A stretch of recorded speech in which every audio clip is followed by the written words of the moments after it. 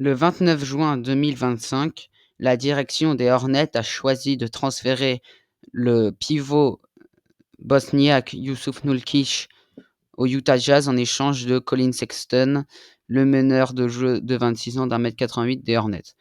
Il faut savoir que ce transfert peut être bénéfique ou pas pour les Hornets, parce qu'il faut savoir que les Hornets cherchent un joueur expérimenté ayant déjà eu des transitions en playoff bonnes ou mauvaises, sachant que Collin Sexton avait déjà auparavant été aux Cavaliers.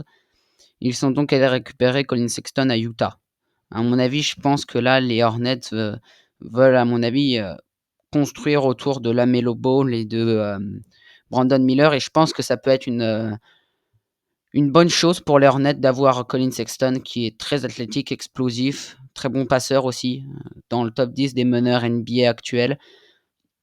Donc ça pourrait pas forcément, il pourrait pas forcément aller en playoff, hein, mais à mon avis, je ne pense pas que ça puisse, par exemple, ça pourrait être mieux. Mais déjà qu'au départ, en plus, il voulait Chris Paul au départ. Je pense qu'à mon avis, ce sera mieux que Chris Paul.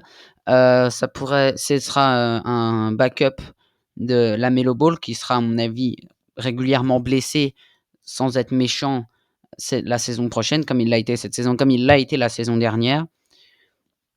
Donc, à mon avis, les Hornets sont sur la bonne voie parce que, en fait, il faut savoir ils ont rattrapé le coup, en fait, malgré les récentes acquisitions et les récentes déconvenues, on va dire, depuis la réouverture des transferts et de la trade deadline, notamment avec le transfert de Mark Williams vers les Phoenix Suns, qui, à mon avis, pour moi, n'est pas forcément une excellente chose.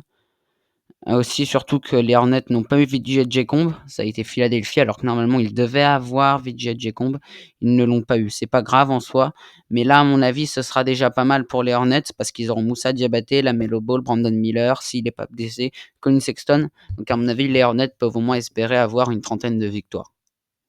C'est la fin de la vidéo. Merci de m'avoir écouté, à bientôt.